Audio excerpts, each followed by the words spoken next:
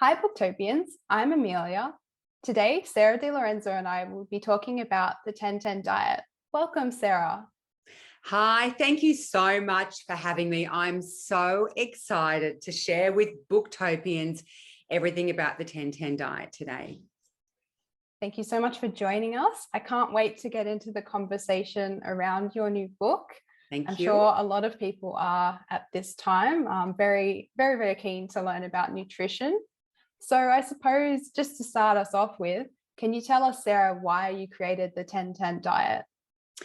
This is a long answer, but look, I created the 10-10 diet because I wanted to help people lose weight the healthy way. I've been a clinician for a long time, and I've seen over the years with the weight loss industry, a lot of the focus would be on rapid weight loss, never really offering people long-term solutions. And over the years of just watching people just stay on that kind of merry-go-round of the weight loss journey, I decided it was time.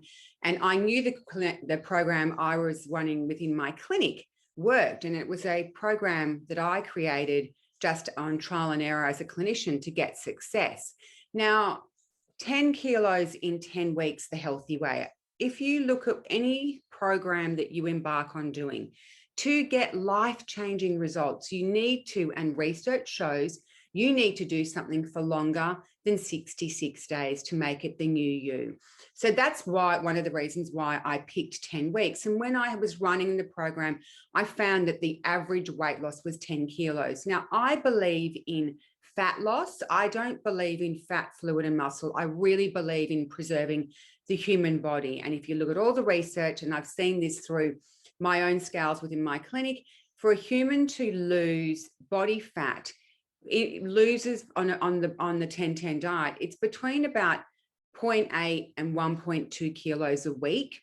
And so if you look at healthy fat loss where you're preserving muscle, that takes 10 weeks. So there's so many elements to the 10-10 diet, which I'm sure we'll go through, but it really is how to lose weight the healthy way and keep it off for life.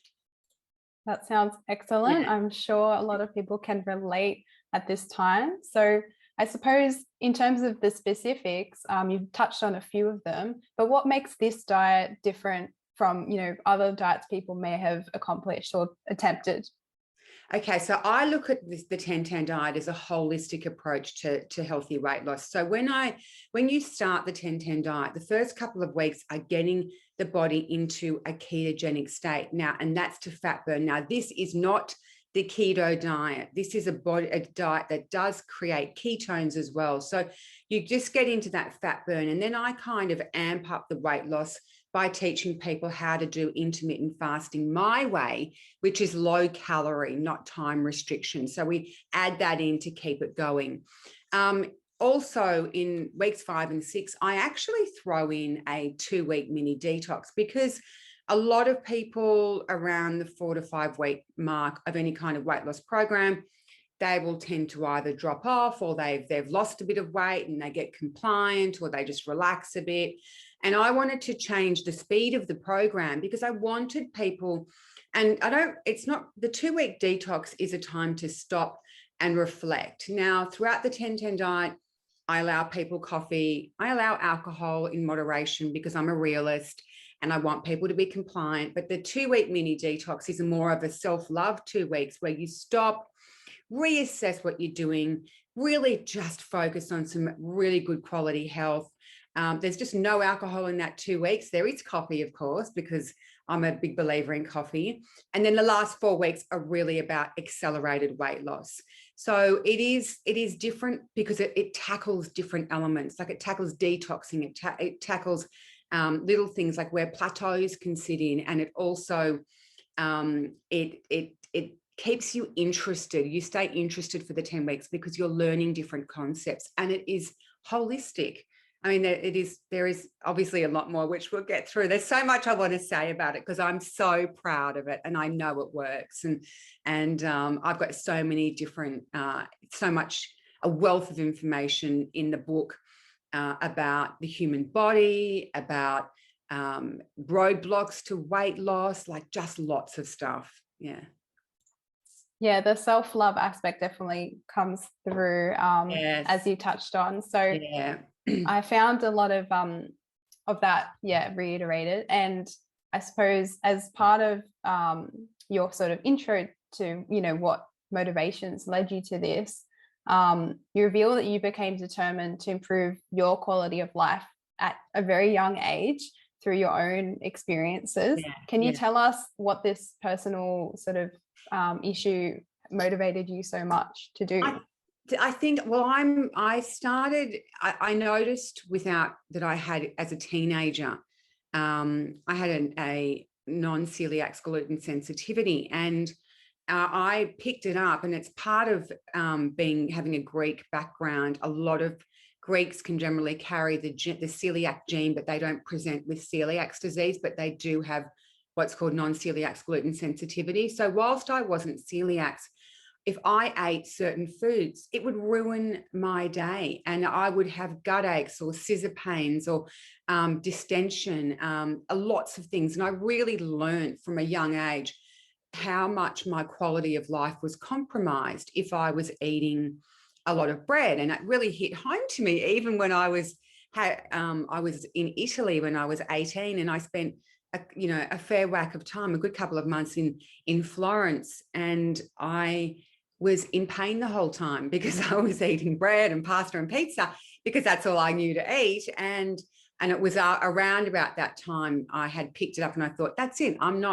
There's got to be a way around this, because life is to live your life compromised is not a way that I wanted to live. So that's when I started doing a lot of trial and error, and I just worked out that certain foods I couldn't have, and then I could have, and then I just eliminated them.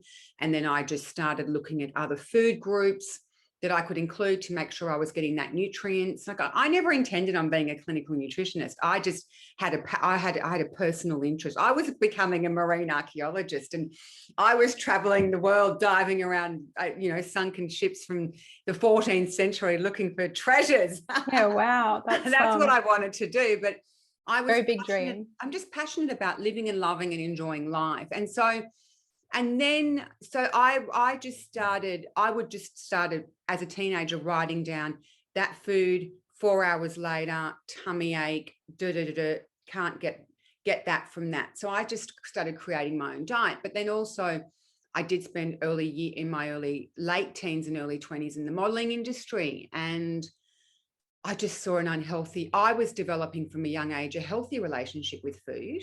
And I would see a lot of people with a really unhealthy relationship with food, like really not eating. And I was like, no, you can eat, just eat the right foods, know what to eat. So I would be just saying, you can have, salad and vegetables and proteins and different things. You just have to moderate it or portion control it. And so I want to teach people a healthy relationship with food. And that kind of stemmed from that. And then, and that sort of led me, I thought, I just know I've got a gift here of really helping people really understand their body, get to a healthy weight, how to stay at a healthy weight. And that's when I decided to study nutritional medicine and become a clinical nutritionist. And I love my work, and life finds a way. And and here I am, and I've written books, and I from the bottom of my heart, I just really want to help people, and with real food, just with learning how to cook with real food, portion controlling, lots of elements about everything that I have learned and observed and studied and researched, and to create the 10-10 diet. Yeah, that's super insightful. As a celiac myself, I've been on a very similar journey, writing down things, and it's really interesting to hear that you were doing it in a almost, very intuitively way, just like writing things down and searching for answers. I'm sure a lot of people can relate to finding difficulties with things and not really having an answer. So I suppose, given that, some people have issues with gluten, can you tell us more about why the 10-10 diet is sort of a gluten-free program? So over my years of being a clinician and through my clinical experience, and as I mentioned, everything I talk about is evidence-based and what I've seen. it doesn't matter what patients would come into my clinic. When I do treat anyone in general, one of the first things I do is remove common allergens, and gluten is one of those things. And it's one of those things that people can say, they usually would come back to me 2 weeks later and say, and even if I'm treating them for something completely different, like osteoporosis or cardiovascular disease, or we're reversing diabetes, whatever we're doing, and I have just cleaned up the diet and I have just put them on whole foods and I've just taken gluten out. And I always say to people, just take it out for a couple of weeks and let's see what happens. And they say things like, you know what, I don't really have a foggy head anymore, or I don't really have headaches anymore, or gosh, I'm sleeping better, and wow, my energy's up. Oh, I don't have those bumps on the back of my arms anymore. I hear that all the time. And as soon as someone says that to me, I know they've got a non-celiac, they've got a sensitivity or a hypersensitivity. They've got somewhere on that spectrum. So with the 10-10 diet, I really wanted people to feel, as you would know, and as I reiterated, their best self. That's my mission statement. And I know that if I remove common allergens, just in particular something like gluten, I know instantly the majority of people who do the program are going to sleep better, have more energy, feel better, and have less headaches. Even if they don't have, as I said, they've never known that they've got any kind of sensitivity to it. The sensitivity could be very microscopic, or it could be larger. And so that was one of the reasons. I do acknowledge through the 10-10 diet, you will see I do have some carbohydrate in there in the form of, I've got legumes in there. I've also got chia seeds in there, and of course lots of vegetables, and I still include fruit, which is a carbohydrate as well. I don't believe in taking fruit out of a diet. I think I like to keep a little bit of those food groups in there. I don't like food group elimination. And because at the end of the day, I'm a nutritionist, and I want everyone to be nutrient dense. So cleaning up common allergens was something that I intended on doing with the program, and just teaching people. And when we do maintenance, they can include good quality sourdough. They can bring back into the diet their gluten if they choose to. A lot of them might, and then they'll contact me and go, "Gosh, I had a bowl of pasta and I had a really bad tummy ache 4 hours after." And I'll go, "Well, there's your evidence." So it's interesting. Yeah. Yeah, definitely. I suppose it's been a journey to get to this point as well, trying to put all these tips and tricks into a book. How did you do it? I just think years of years of being in the industry and creating and knowing myself. And I think it's something that's nutrition, health, and wellness has been the forefront of my life proactively since I was for 30 years. And I've just, it's always been something that I've just been passionately interested in. And I think when you're passionately interested in anything, you just start collating information, and you just keep collating information to make the best formulation you can, and to find the best solution. And I have patients that come into my clinic from all different walks of life and all different health statuses. So I kind of collected all those tips and tricks because I want to have a lot of strings in my bow, so to speak, to be able to go, "Oh, this could help you, or that could help you, or this could help you, or that could help you." So it comes just from a genuine passion and interest in the nutrition space, and just years of clinical experience to collect that information, to collect and collate that information, because after all, we are all individuals. And that's what I wanted to point out, why there's so much content in the 10-10 diet. There's like 45,000 words of my brain, because I wanted people to comprehensively understand their own personal journey and their roadblocks, and how they can be, as I've said many times, living their best life as their best self, because life is short. And you talk to people, and I've spoken to people, I've had women come into my clinic in their 60s or 70s, and the average person puts on 0.8 kilos a year. So these women would say things like, "I just don't know how I got to 80 kilos. When I was 70 kilos when I was 60, and I was 60 kilos when I was 50, and I was always like 55 kilos," or whatever it was. This is an average height. when I was in my 30s. And I'm like, well, you just put on that little bit every year and you didn't take it off. And then I'll say to them, how long have you been dieting for? Oh, I've been on a diet since I was 35. And I'm like, okay, well, you're 65. Enough of the diets.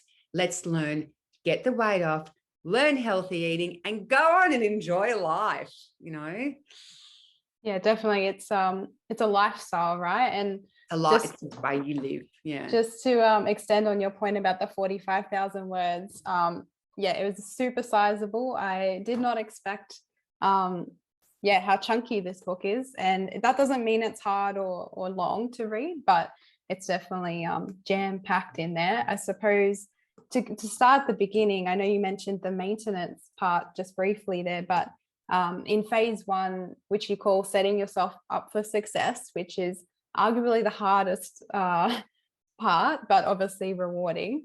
You tell us about your 10 healthy sleep strategies. I personally relate to number 9, where you say develop a wind down routine when you're trying to go to bed, and you might do that through reading a book or meditation. I'm very curious, I'm sure a lot of Booktopians are, but what books do you like to read? Oh, wow. Oh, look, that's really interesting. I've got 2 books that I'm reading now.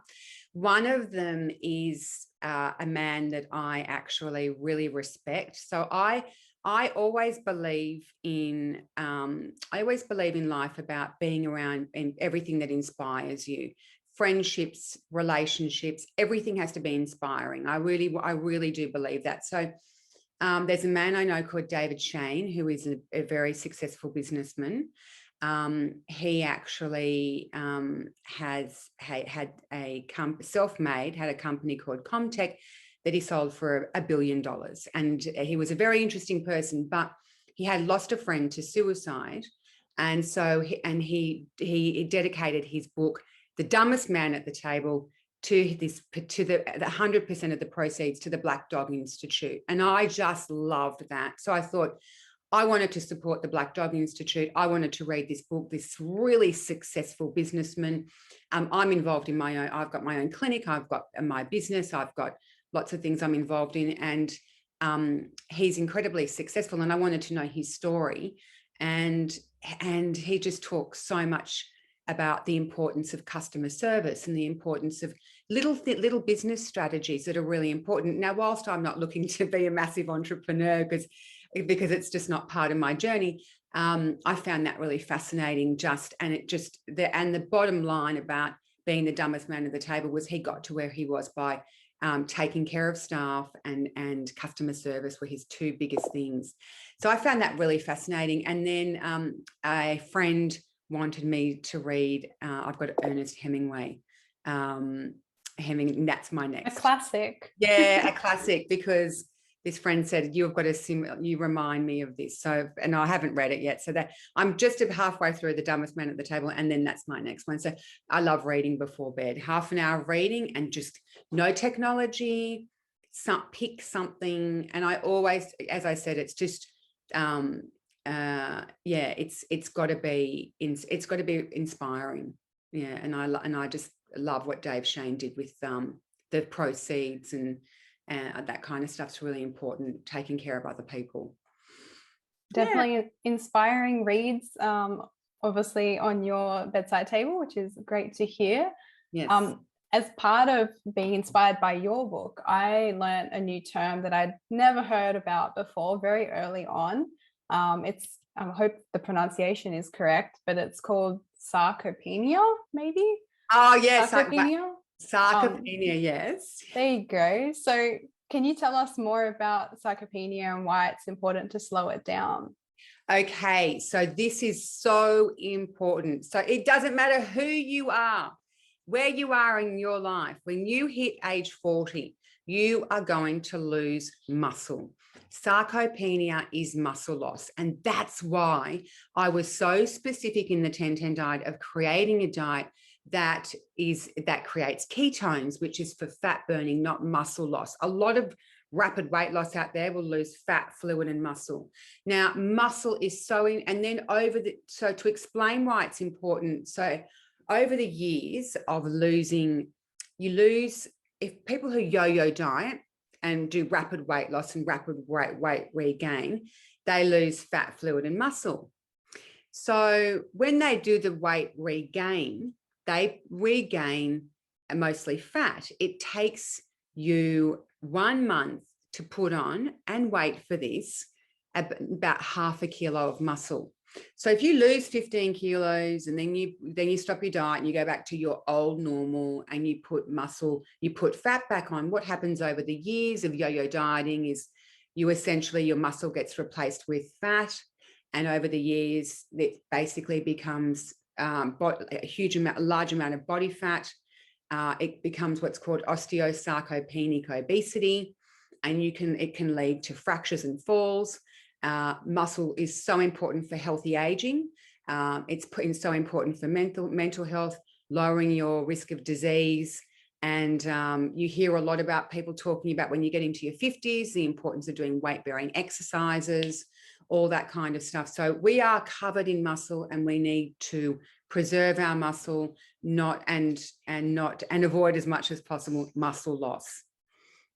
Which is sarcopenia. So we're all going to go through it, but we can slow it down with doing healthy weight loss and weight-bearing exercises and that kind of stuff. Did that? I think I answered it comprehensively. Yes.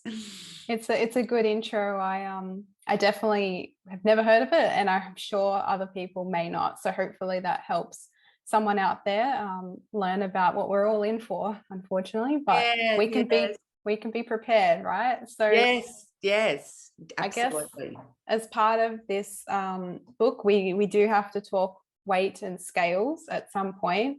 You offer insights and caution around getting on the scales. Why do you recommend weighing yourself on Wednesdays? Okay, so look, the scales is such an interesting conversation to have, because some people weigh themselves. I will talk about the Wednesday factor in a minute, but some people weigh themselves every day. They just do. They have to get on the scale every day. It's part of their morning routine. They wake up, they go to the bathroom, they stand on the scale. Other people don't weigh themselves at all, and they look at how they feel in clothing, or people use tape measures. Now, our weight fluctuates throughout the week. Now, usually, and I'm just talking about the person, I'm not really shift workers, more people who just have like a 9 to 5, Monday to Friday job. So this is an average kind of reason why. So mostly we'll socialize on the weekend. We might see family, we might eat out, we might get takeaway, we might have alcohol. Alcohol, takeaway, sodium, they will retain fluid. So if you weigh yourself on a Monday and Tuesday, you've probably got a bit of fluid weight. So people are generally heavier on a Monday and Tuesday, and it might not be a fat weight or a muscle weight or a menstrual cycle weight. It's usually from the weekend's fun. So it takes about 2 days, I reckon about 48 hours for that excess body fluid to go. And so I think if you weigh yourself every Wednesday, you'll kind of see what your true body weight is, given that you're someone who is socializing on the weekend. Most people are generally quite good Monday to Friday, and I find that Friday would be the lowest weight of the week usually. So they've kind of been eating, they've been at work, they've been eating in a routine, they haven't been overeating much, they've probably been sleeping relatively well. And then if they get on the scales on Friday, usually they see a lower weight. It can do a mindset thing where they go, oh, I weigh that. Oh, I can do whatever I want this weekend, or I can have some more fun this weekend. So Wednesday is generally not influenced by social factors, which is why I like that kind of, just to get a regular and consistent reading. Because weight readings have so many different meanings, and they can impact people very differently. Like a weight reading, so many things can influence the scale, as I've mentioned: alcohol and salt, menstrual cycle, and muscle, fat. They all will influence the scale, and sometimes it can really upset people who are being really compliant, and just set them off on a tangent and make them want to just chuck the towel in. And in other cases, it can create reward behavior. Oh, I've done okay. And then they start picking.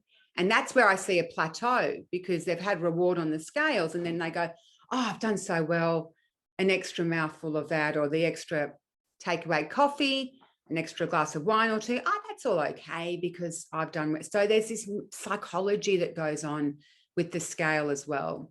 Yeah, it's interesting. And then the menstrual cycle is another one. I always say to women, just sort of track your menstrual cycle because it's about 2 kilos and you've done really well. And then for no reason, and then they think and people assume a scale gain is a fat gain, and it's not a fat gain in majority of reasons. Yes. Super insightful. Thank you. What's the most underestimated tip for maintaining your weight, you think? The most underestimated tip. Oh, gosh, there's a few of them that come to my mind. I think the importance of keeping a diet diary is really important. People underestimate that as a tool. So a lot of people think, they do it in the beginning and then they stop doing a diet diary or a food journal.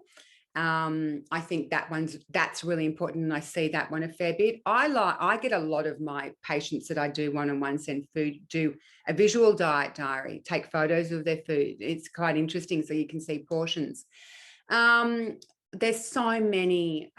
Look, sleep, underestimated. Like I think that's probably when I think about it, sleep and stress.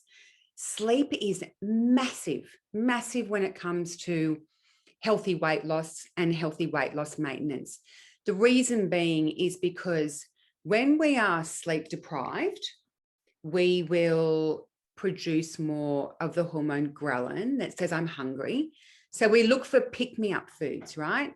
So people when the 4 o'clock slump hits with that cortisol dip, compliance will be that much harder if you're tired, and people kind of look for quick things like, I'll just have a bit of sugar in my coffee, or I'll just have a little bit of something extra, and there is this thought process that goes on of I need something to pick me up, when the truth is you don't need something. You actually just need to go and have a nap. Go and close your eyes for 15 minutes because the body's tired. Tired means rest. It doesn't mean pick me up, because pick me up sort of an instant elevation of blood glucose that's just going to dip pretty much straight after. The other thing about sleep is, if you have a look at research, when you look at research clearly, people, when they're doing weight loss, when they sleep 7 to 8 hours a night, they will lose body fat more than someone who sleeps 5 to 6 hours a night. And this was really interesting. This is evident in a twin study with identical twins, same diet, same weight, same exercise, exactly the same everything over a period of time. And they got one twin to do 7 to 8 hours and one twin to do 5 to 6 hours. And the body fat loss was significant. I think it was something over a 6-month period. It was something like 5.5 kilos more than the twin who was sleep deprived. Yet they had exactly the same diet. And that came down to the glucose insulin cycle throughout the night was disturbed. And the one twin had more elevated blood glucose, the one who is sleeping less. So it's just fascinating. So sleep. And often people say to me, what's the breakdown? 80-20, 80% food, 20% exercise. And I'm like, no, 70 food, 10 sleep, 20% exercise. So I think I'm going to go with sleep with that. I can talk about stress as well, but stress is a big one. And emotional eating and boredom eating. It all ties in, but I think everyone loves sleep. Yeah, but all of those kind of things need to, and vitamin and mineral deficiencies, all of these things need to be addressed for you to have long-term success in weight loss maintenance. Boredom eating, get on top of it. Stress eating, get on top of it. Emotional eating. They're 3 big things that even someone who has done so compliant to a weight loss program, and then throw a spanner in the works of some stress or some emotional and boredom, they revert back to old behavior, and they go back to what they know in that back of the brain, that learned behavior. How do I manage stress? Oh, I'm going to eat something. Or how do I manage boredom? It's just like an old big jukebox there of old learned behaviors that people pull out. And then, so I always talk about, you need to create a new solution for boredom, stress, and emotional eating. If you're bored, go and look in the mirror and say, I'm bored, and do something. Read a book, go for a walk, be creative, write something, do some spring cleaning. If you're emotional, the worst thing to do is, if I was emotional, you wouldn't say to me, Sarah, here's a cake. You'd probably say, Sarah, what do you want to talk about it? Or go and spoil yourself. Be kind to yourself. Stress, find a solution for stress. It might be going for a walk, seeing a therapist, going to bed early, having a hot bath, something like that. You've got to get on top of that kind of stuff to be able to have success. Those are some excellent top tips, which is one of my questions, but I think that sums it all up, which is excellent. As someone who does the grocery shopping, you include a variety of shopping lists, which are really handy in this book. I'm curious about what's usually on your shopping list. My shopping list, I've got my staples and my go-tos. So definitely on my shopping list, I'm actually a soy milk drinker because I love coffee, but I do like it with a bit of soy milk. I know I've studied soy milk to death, and it's completely fine. People think it's controversial. It's fabulous. I always make sure, because I do love a coffee every day. So I've always make sure good quality coffee, but definitely always fresh fruit and vegetables without a doubt. And whatever, I shop seasonally. I believe in, as much as possible, following the seasons, because we're supporting local farmers. It's fresh produce, it's ripe when it's harvested, when it's ripe, so it's delicious and a lot more nutrient dense. So whatever fresh fruit and vegetables are there, always. Definitely some salmon. I'll have a couple of pieces of salmon every week. I've always got eggs handy as a go-to, so they're really important. And there's something that's great, that if ever you're stuck in a last minute predicament where you've got nothing to eat and you walk in, there's always eggs. You can have them for breakfast, lunch, or dinner. You can make them in the morning for breakfast as soldiers with some asparagus, like in the 10-10. You can make an omelette for lunch, a frittata, anything. So I always have those handy. Chia seeds. Love chia. Probably one of the only foods that I would seriously consider a superfood. It's just got so many health benefits. Olive oil, can't go without olive oil. Apple cider vinegar, I use that in salad dressings. Lemons, what else would always, nuts. I love nuts. Garnishes, fresh herbs, definitely fresh herbs. As you'll notice in my recipes, I've got fresh herbs over everything. Lastly, for today, we'd like to know what's next for you. Oh, what's next for me? Well, the 10-10 recipe book is coming out in June 22, which is really exciting. And I'm also looking at writing another book, which is really exciting as well. I've got so much content that I want to share with people, and I've got so many ideas. So you'll have to watch that space. But as far as that goes, I mean, on the writing front, I never realized how much I would actually love being a writer, but I just really love sharing content that I know that is honest, authentic, and that works. And I suppose as well, continuing with my clinic this year, regular appearances on Weekend Sunrise every weekend, and just sort of enjoying life. I suppose that's kind of where I'm at now, with living with my 3 daughters and my gorgeous cat. Healthy and engaging as much as possible I can with my social media channels. I've got a fabulous community called the Sarah Di Lorenzo community, which is in the 10-10 diet for everyone to join, to share their success, to share their journeys. I'm really active in that platform. And so just developing, growing, learning, loving and living life as best as I can. Thank you, Sarah, for your time today. That's very inspiring. If anyone's looking to be a new person this new year, definitely jump on board on Sarah's community. It was great to have you on and to learn more about nutrition from you today. If other people are keen to learn more like me about it, you can order your very own copy of Sarah's book, The 10-10 Diet, now on booktopia.com.au. Thank you for watching, and bye, Booktopians. Bye, Booktopians. Bye. Bye.